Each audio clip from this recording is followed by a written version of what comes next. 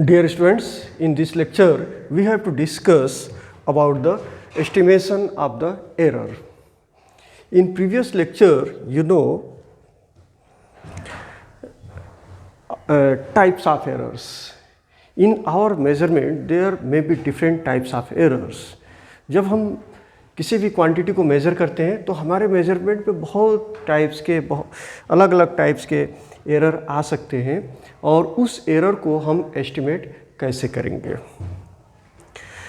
You know that if you are measuring length, अगर हम major करना चाहते हैं लेंथ को, तो लेंथ को मेजर करने के लिए कई बार मेजरमेंट करते हैं. जैसे फर्स्ट टाइम हमने मेजरमेंट किया कि 5.46 मीटर लेंथ है, तो सिर्फ एक मेजरमेंट से हम मोस्ट प्रोबेबल वैल्यू को फाइंड नहीं कर सकते. इसलिए सेकंड टाइप मेजर किया और उसमें हमको वैल्यू मिला 5.45 मीटर. सपोज दैट किसी दूसरे को हमने बोला कि फिर से लेंथ को मेज़र करो और उसने मेज़र किया 5.45 सेंटीमीटर. फिर से हमने मेज़रमेंट किया और हमको वैल्यू मिल गया 5.44. Sorry, this is not centimetre, these all are in the same unit, metre.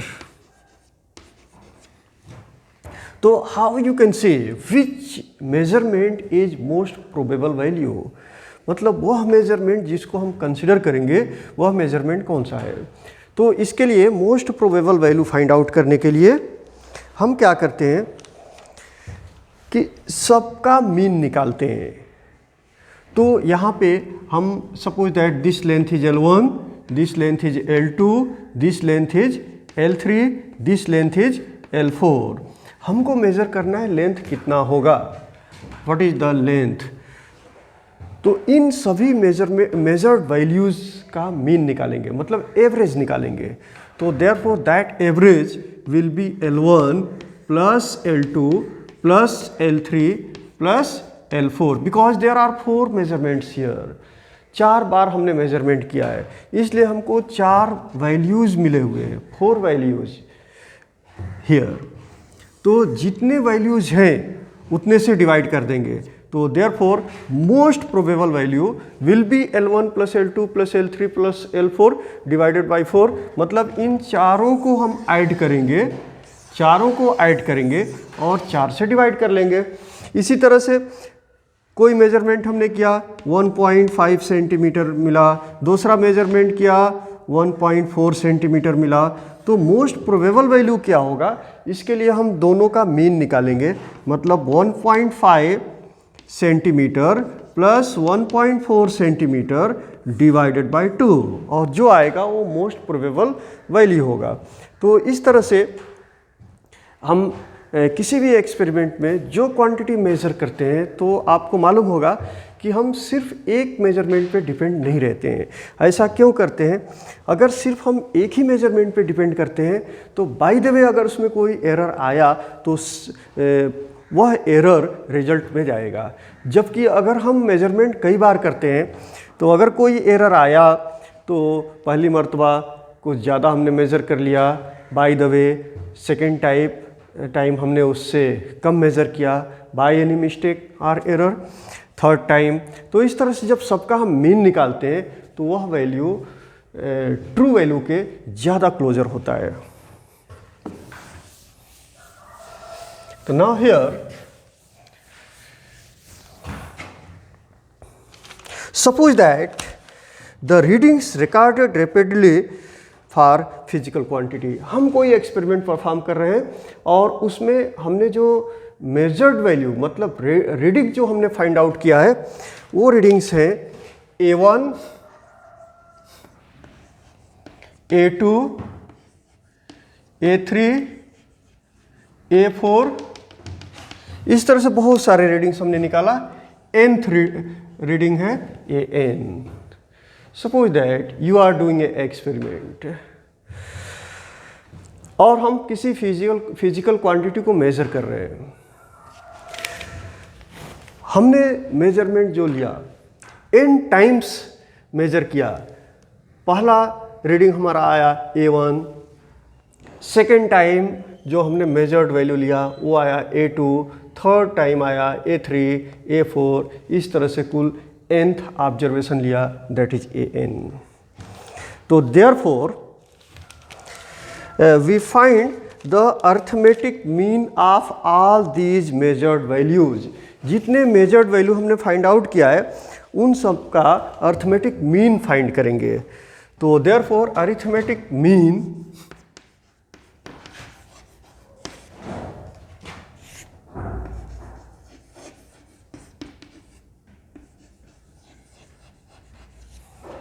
arithmetic mean represented by AM, and this AM will be equal to, सबको ऐड करेंगे और जितने वैल्यूज हैं उनसे हम डिवाइड कर देंगे। तो यहाँ कुल कितने वैल्यूज हैं? A1 plus A2 plus A3 plus A4 plus up to there are n values of A, therefore An, and it will be divided by the number of values। कुल कितने वैल्यूज हैं? n, तो therefore divided by n, therefore this will be equal to, you can say n may be common, तो therefore 1 by n, और sum of all the quantities के लिए हम symbol जो यूज करते हैं that is a sigma। तो you can write sigma, यहां सफिक्स हम ले लेंगे ai, and I varies from 1 to n, 1 to n, because here first value is 1।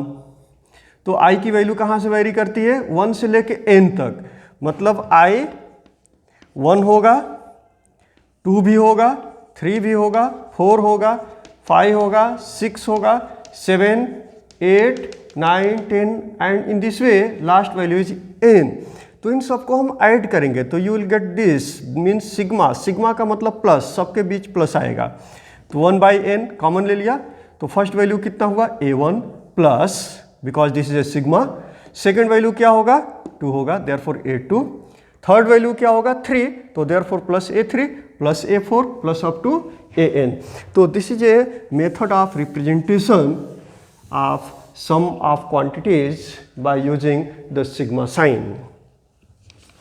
तो now this is equation number 1। suppose that इसको हमने कह दिया ये इक्वेशन नंबर 1 है, और am क्या है? am is the mean value of all the measured quantities during the experiment। this is most probable value of the quantity। this is the most probable value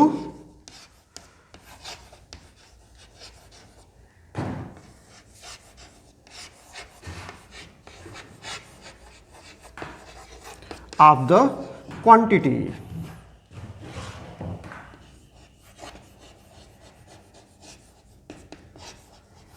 मतलब हम जिस क्वांटिटी को major कर रहे हैं उसका मोस्ट प्रोबेबल वैल्यू होगा am, और इसको हमने कैसे फाइंड किया? अर्थमेटिक मीन से फाइंड किया। तो ऑल मेजर्ड वैल्यूज का जो अर्थमेटिक मीन होता है वह मोस्ट प्रोबेबल वैल्यू होता है। Now then absolute error.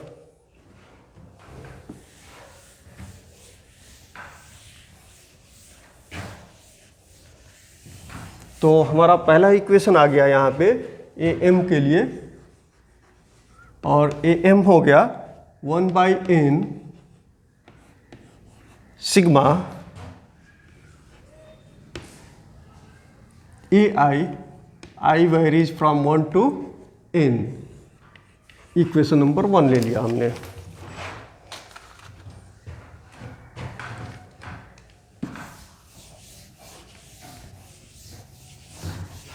Now then absolute error।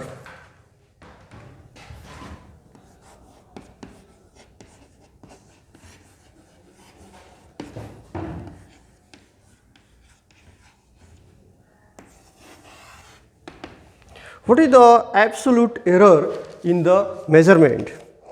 The magnitude of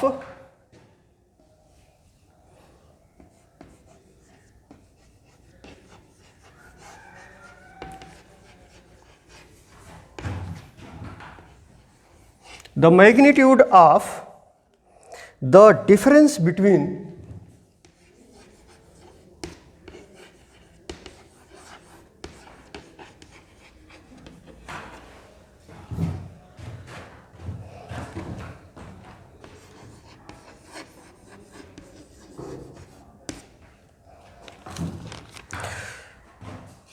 mean value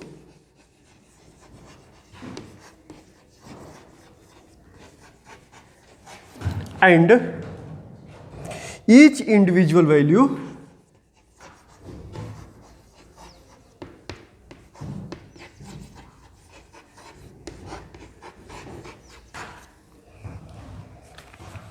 is called absolute error in observation.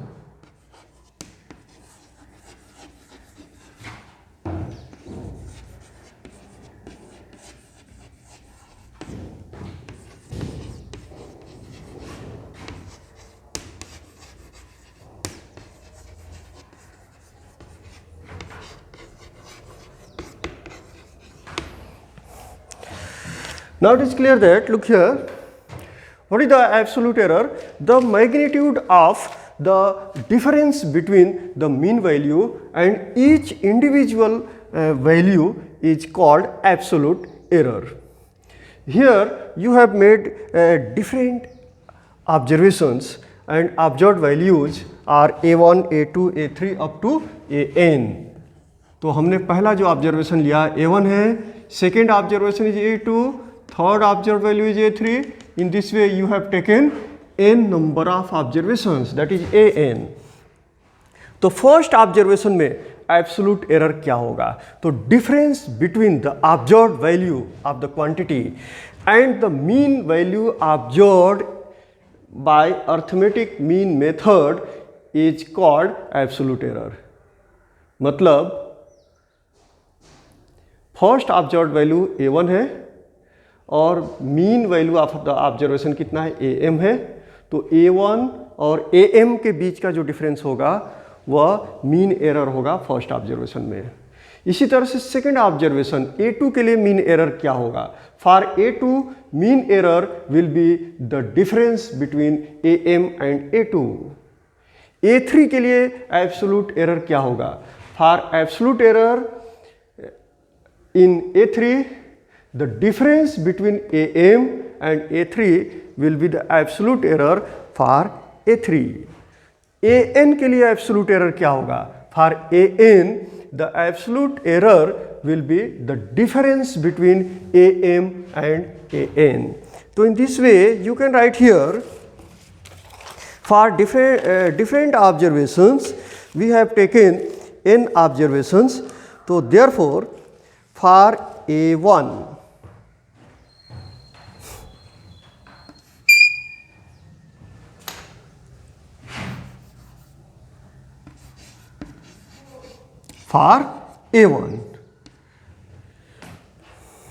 absolute error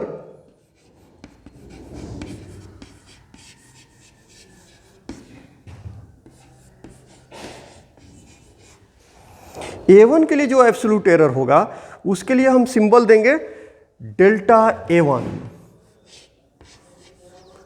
and this will be equal to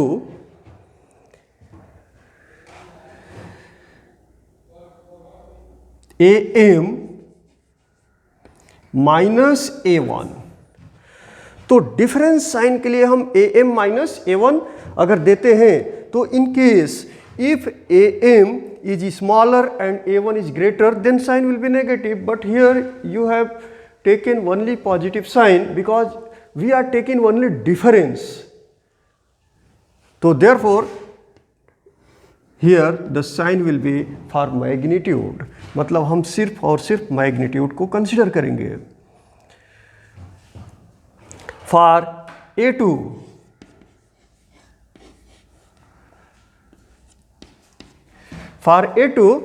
the absolute error in the measurement.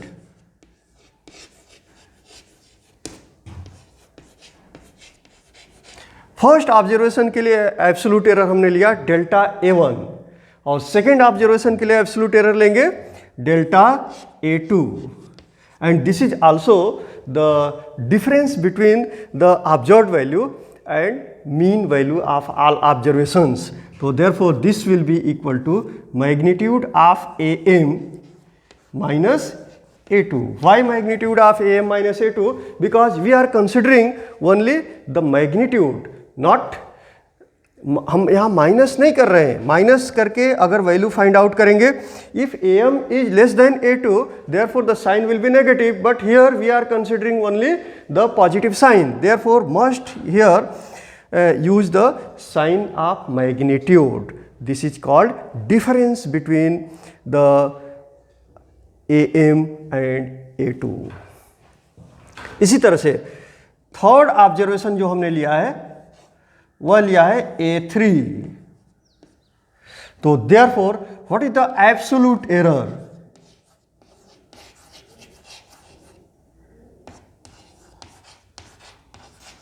Absolute error in this measurement will B delta A3 and this will be equal to again magnitude of means difference between the AM and A3.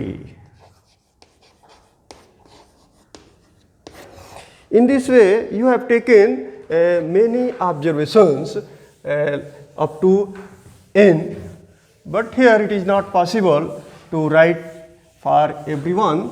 So therefore directly I am writing here for AN, for AN। AN क्या है?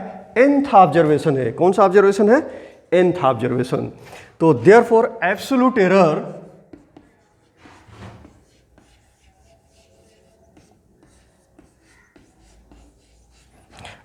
Error यहां symbol आ जाएगा delta AN, because this is absolute error in nth observation, therefore delta AN, and this will be equal to magnitude of AM minus AN. तो these are absolute error in different observations। जैसे हमने n observations लिया था, तो first observation में जो absolute error आया वह है delta A1। Second observation A2 में जो एब्सोल्यूट एरर आया वह है delta A2। Third observation A3 में जो एब्सोल्यूट एरर आया दैट इज डेल्टा A3, और nth ऑब्जर्वेशन में जो एब्सोल्यूट एरर आया that is delta AN। And absolute error, listen again, what is the absolute error? Absolute error is the difference between the observed value and mean value of all observations, arithmetic mean of all observations. Now second point is the mean absolute error. What is the mean absolute error? You know that there are different errors which are calculated here. अभी हमने find किया कि first observation में absolute error कितना होगा, second observation में absolute error कितना होगा, थर्ड ऑब्जर्वेशन में एब्सोल्यूट एरर कितना होगा, और nth ऑब्जर्वेशन में एब्सोल्यूट एरर कितना होगा, जो कि हमने फाइंड किया। फर्स्ट ऑब्जर्वेशन में एब्सोल्यूट एरर हमने फाइंड किया डेल्टा A1। सेकेंड ऑब्जर्वेशन में एब्सोल्यूट एरर फाइंड किया डेल्टा A2। थर्ड ऑब्जर्वेशन में फाइंड किया डेल्टा A3। इस तरह से बहुत सारे ऑब्जर्वेशंस हमने किया, n ऑब्जर्वेशंस किया, और nth ऑब्जर्वेशन में जो एब्सोल्यूट एरर फाइंड किया that is delta AN. So now what is the mean absolute error? Mean absolute error is the arithmetic mean of all the absolute errors is called mean absolute error. तो हम यहाँ क्या करेंगे? Mean absolute error find करने के लिए सभी absolute errors का अर्थमेटिक मीन फाइंड करेंगे, और जो अर्थमेटिक मीन होगा वह मीन एब्सोल्यूट एरर होगा। तो कुल कितने ऑब्जर्वेशंस हैं? n। कुल कितने मीन एब्सोल्यूट कुल कितने एब्सोल्यूट एरर्स हैं? n। सबको क्या करेंगे? ऐड करेंगे। ऐड करने के बाद हम इसको नंबर ऑफ क्वांटिटीज, मतलब नंबर ऑफ एब्सोल्यूट एरर्स, कुल कितने हैं n, तो उससे हम इसको डिवाइड कर देंगे। ये हो जाएगा मीन एब्सोल्यूट एरर, और इसको हम सिंबल दे देंगे delta a mean. Delta M क्यों नहीं दे रहे? इसलिए डेल्टा ए एम सिंबल हम पहले दे चुके हैं, इसलिए इसको सिंबल देंगे delta a mean, that is mean absolute error. Therefore you can write this is equal to 1/n, और यहाँ भी सम है बहुत सारे क्वांटिटीज का, इसलिए हम यहाँ पे सिग्मा साइन यूज कर सकते हैं। तो therefore using sigma sign and delta A I यहाँ लिखेंगे, I varies from 1 to n. This will be the second equation. ये सेकेंड इक्वेशन होगा। तो now the mean observed value of the physical quantity A can be determined from all these things.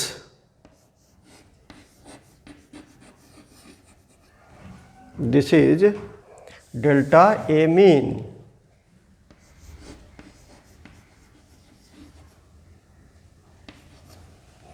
In this way, this is the mean absolute error.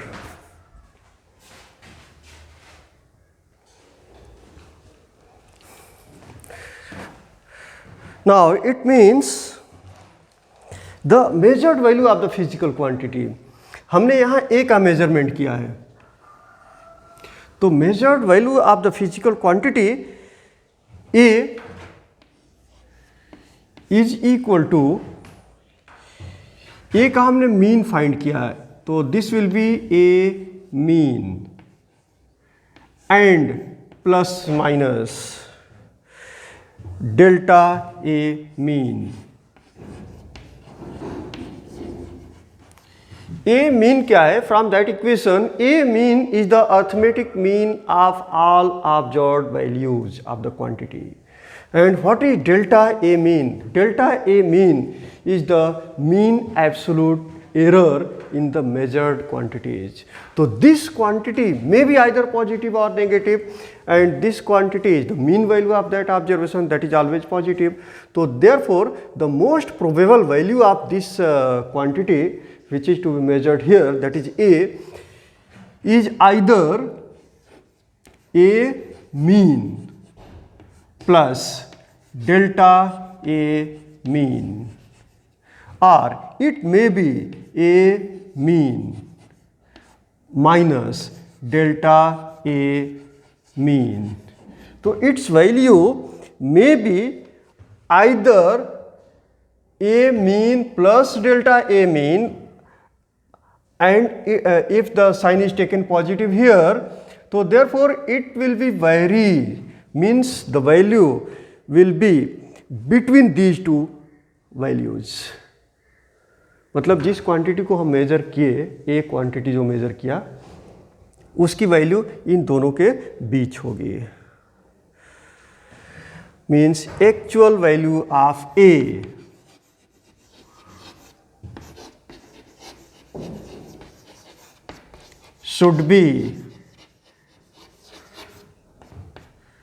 should be between these two values, means A mean plus delta A mean and A mean minus delta A mean. So try to understand and look here again. Actual value of measured quantity should be between A mean plus delta A mean and A mean minus delta A mean.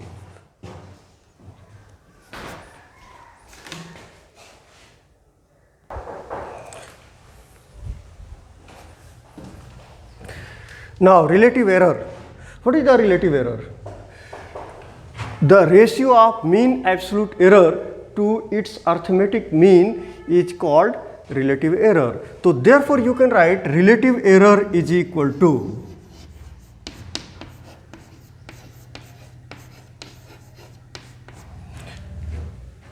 the ratio of mean absolute error. यहाँ mean absolute error क्या है? Delta a mean. तो therefore delta a mean divided by mean absolute error to arithmetic mean. arithmetic mean क्या है? a mean.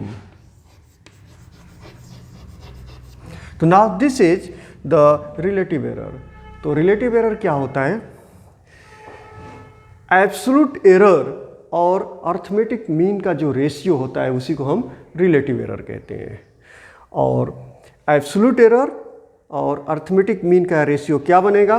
Equation 1 और 2 का use करेंगे तो it will be delta a mean upon A mean and this will be the relative error.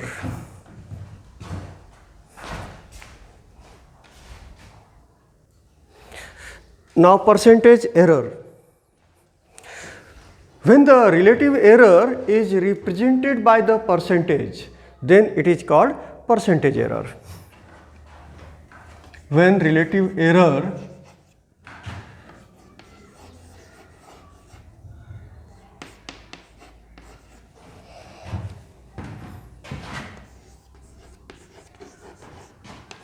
is represented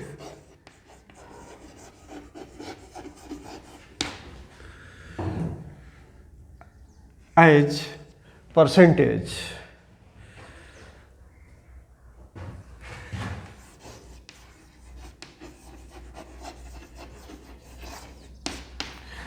then it is called percentage error.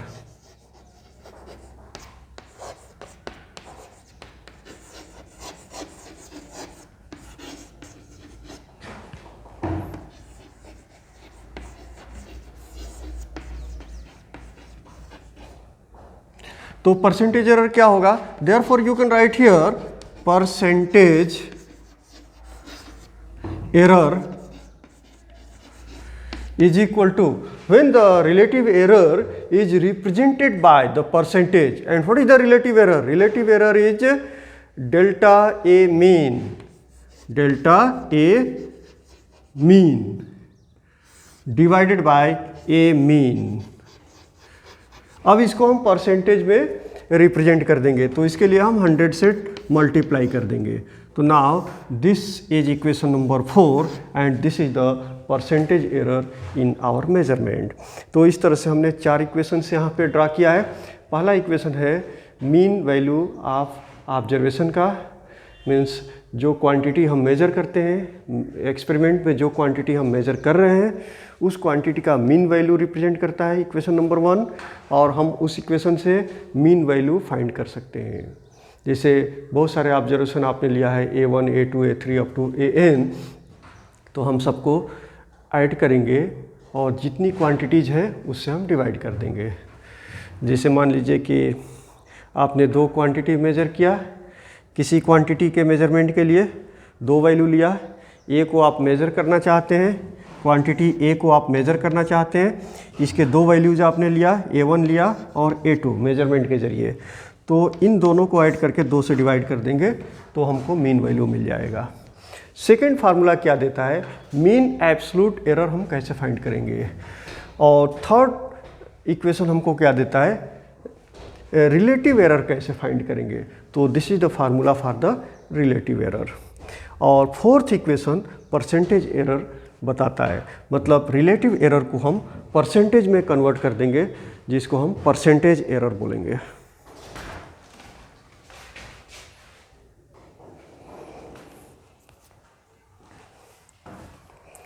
Now this is one example to solve. An example is the radius of a sphere measured repeatedly. Its value is 5.63 meter, 5.54 meter, 5.44 meter, 5.40 meter and 5.35 meter. मतलब radius find करने के लिए measurement किया गया और इसके कुल 5 values find किए रेडियस के।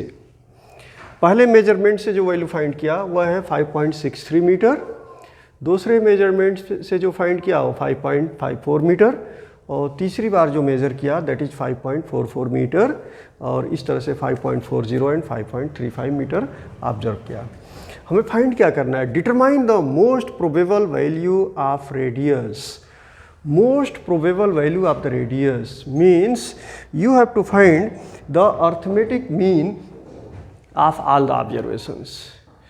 जितने हमने मेजरमेंट किया है सबका हम अर्थमेटिक मीन फाइंड करेंगे। तो अगर पहले ऑब्जर्वेशन को हम A1 बोलते हैं, दूसरे को A2 बोलते हैं, तीसरे को A3, चौथे को A4 and this is A5, तो कुल हमने कितने ऑब्जर्वेशन किया?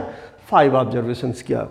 तो अर्थमेटिक मीन क्या हो जाएगा? A mean is equal to A1 plus A2 plus A3 plus A4 plus A5 divided by 5, और इसी को हम बोलेंगे most probable value of the radius. हमने यहाँ डायरेक्ट फार्मूला यूज़ किया है, आप यहाँ R भी ले सकते हो, इसलिए रेडियस के लिए मेजरमेंट कर रहे हैं तो यहाँ हम R1 भी लिख सकते हैं, R1, R2, R3 भी बोल सकते हैं, R4, R5। तो ये R रेडियस का जो मीन मोस्ट प्रोबेबल वैल्यू होगा वो सभी मेजरमेंट का मीन होगा।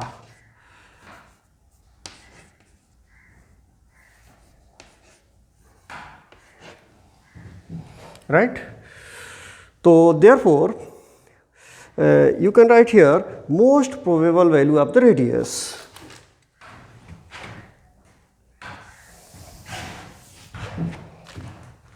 Most probable value of the radius.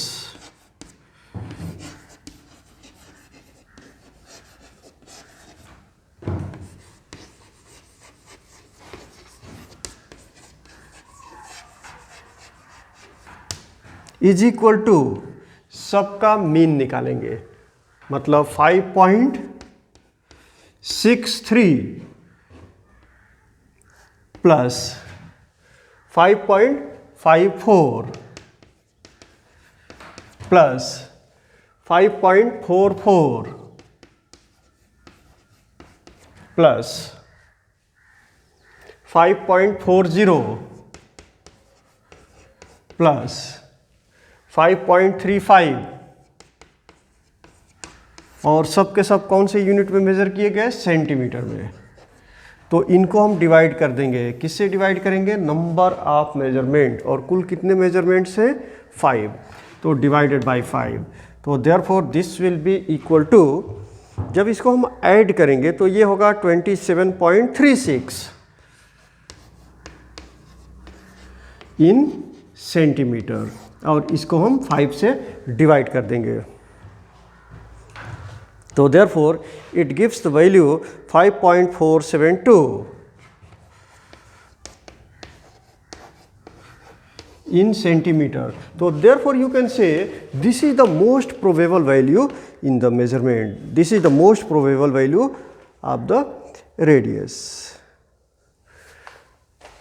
Sorry here because the unit used here is metre, यहाँ पे मीटर का यूनिट यूज़ किया गया है, इसलिए हम यहाँ मीटर लिखेंगे, सेंटीमीटर नहीं लेंगे। क्वेश्चन में यूनिट क्या यूज़ किया गया है? Metre. Sorry for this one, all are in metre, तो therefore here unit will be metre. तो therefore you can get 5.472 meter, and this is the most probable value of the radius which is measured in this experiment. Now then mean absolute error.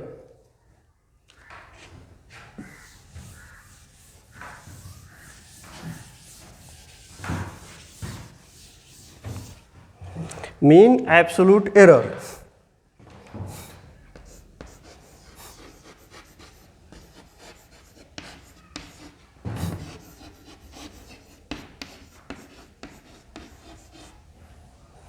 Mean absolute error का formula क्या है? Mean absolute error का formula है mean of absolute errors of each measurement is called mean absolute error. तो first observation में absolute error कितना आया? तो therefore in first measurement absolute error will be 5.63, 5.63, this is the measured value, minus 5.472,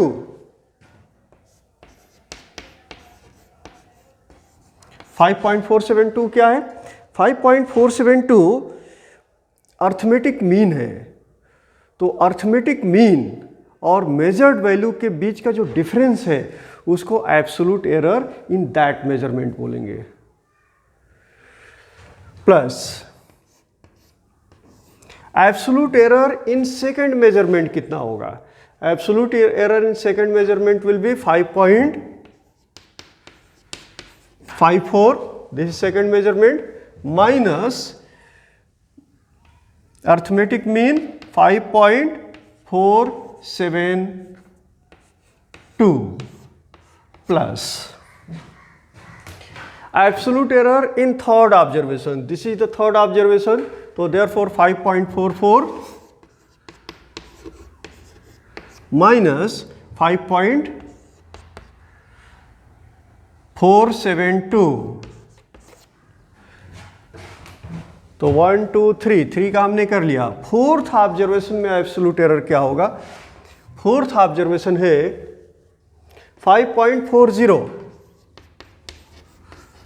minus 5.472 plus, अब last observation मतलब fifth observation में absolute error कितना होगा? That will be 5.35 minus 5.472। अब हमने सभी एब्सोल्यूट एरर्स मतलब absolute error in first observation plus absolute error in second observation plus absolute error in third plus absolute error in fourth plus absolute error in fifth divided by number of absolute errors, तो therefore divided by 5। Therefore this will be equal to, इन दोनों का difference में हम क्या करेंगे कि सिर्फ मैग्नीट्यूड लेंगे। अगर क्वांटिटी नेगेटिव है तो हम नेगेटिव कंसीडर नहीं करेंगे, तो this will B 1.58 plus 5.54 minus 5.472, this will B 0.068। अब थर्ड में कितना होगा? 5.44 माइनस 5.472, ये नेगेटिव होगा लेकिन हम नेगेटिव कंसीडर नहीं करेंगे। 0.032, एक्चुअली ये क्वांटिटी नेगेटिव होगा लेकिन मैग्नीट्यूड साइन हमने क्यों यूज किया? इसलिए कि हम मैग्नीट्यूड लेंगे और इस नेगेटिव का मैग्नीट्यूड फिर से क्या हो जाएगा? पॉजिटिव हो जाएगा, तो plus. Next is 5.40 minus 5.472, it will be 0.072. This is again negative, but we are taking magnitude. Then plus in last 5.35 minus 5.472, it is again negative, but you have to take magnitude only, so therefore it will be 0.122. मतलब ये negative है, इसका magnitude लेंगे तो positive हो जाएगा, divided by 5। Therefore this will be equal to, सबको हम ऐड करेंगे और ऐड करने के बाद मिलेगा 0.452 divided by 5. Therefore, this will be 0.0904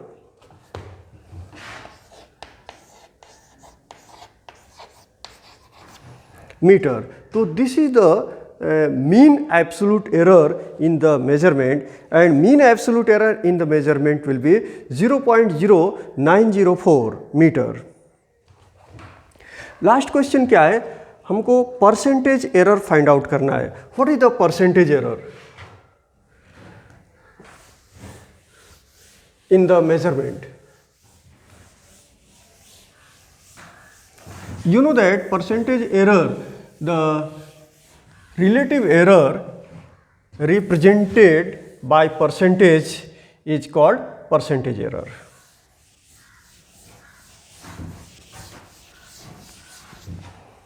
So relative error you can write here 0.0904. This will be 0.0904 divided by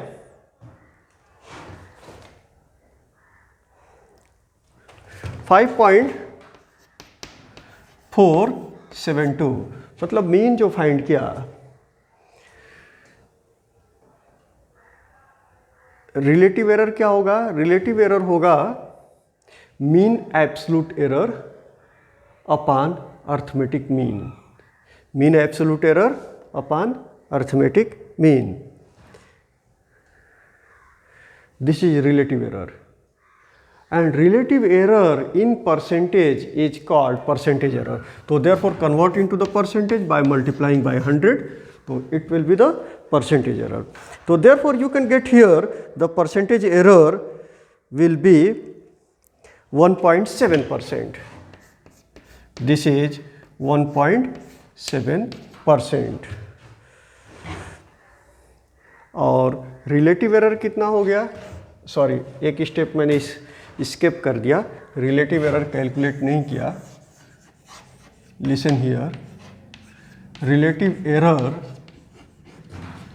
is equal to mean absolute error, that is 0.0904 upon arithmetic mean, that is 5.472.